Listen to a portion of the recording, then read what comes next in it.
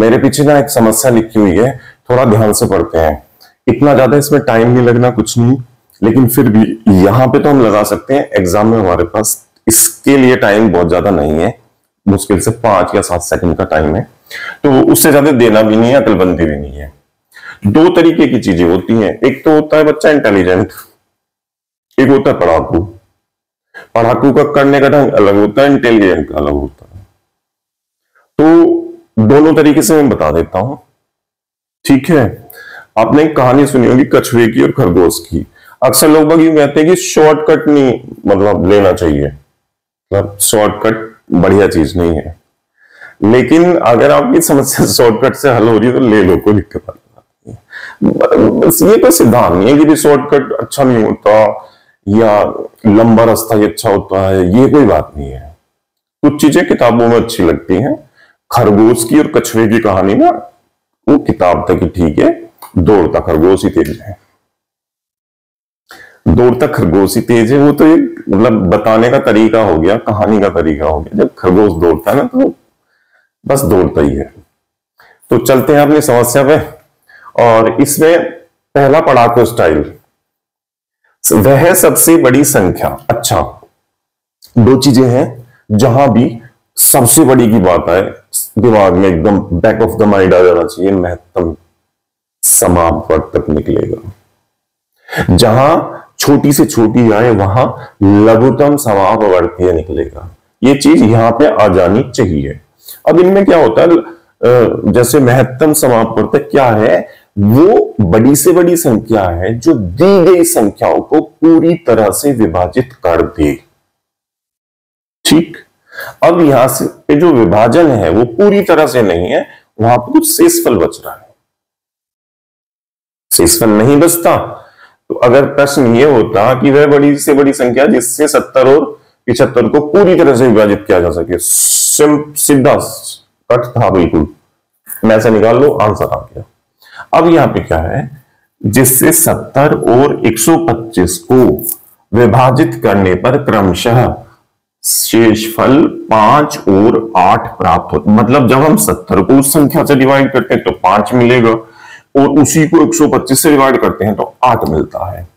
करेंगे क्या, शेषफल मिल रहा है, जैसे 70 को मिल रहा है, मैं थोड़ा सा यहां शॉर्ट उसमें लिख रहा हूं, तो 70 मतलब 70 को डिवाइड करने पे 5 शेषफल हो जाएगा, तो हम उस 5 को पहले से हटा रहे हैं।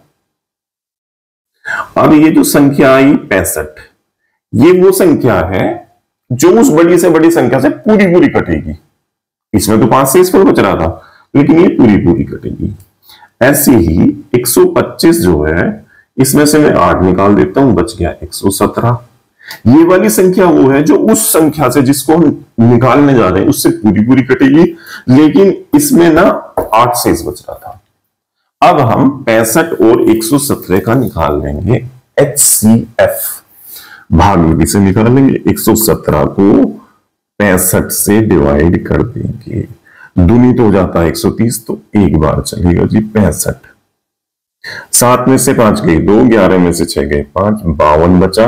अब इस 65 को उतार लेंगे यहां, जिन पे HCF नहीं निकालना आता वो थोड़ा समझ लें। पहले छोटी संख्या से बड़ी को भाग देते हैं, 3 होंगे उसमें भी ऐसे करेंगे।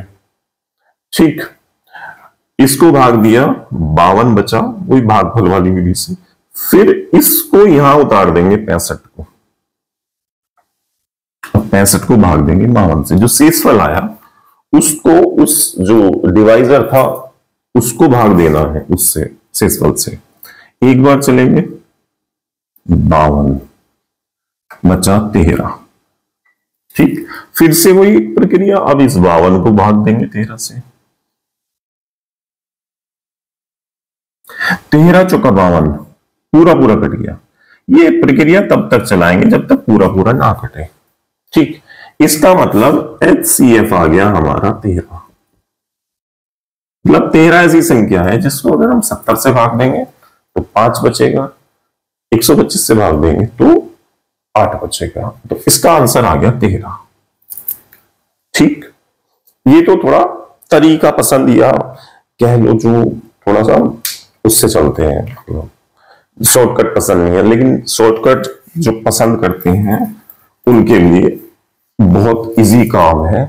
देखो 70 को और 125 को ना तो इससे भाग दिया जाएगा ना इससे, खत्म कहानी, दो की तो कहानी खत्म होगी। 70 को 65 से भाग देंगे, हाँ 5 बचेगा, पक्का बचेगा। 125 को भाग देंगे 65 दूनी 130, वो तो ज्यादा हो जाएगा, एक बार चलाएंगे तो घना बचेगा, छोड़ दो, बात खत्म। आंसर तेरा है, 3 खत्म हो गए तो चौथा ही है, निकालने की तो निकालना चाहो निकाल लो, और नहीं निकालना चाहते हैं मत निकालो, चौथा बता, वही आंसर है। ठीक है।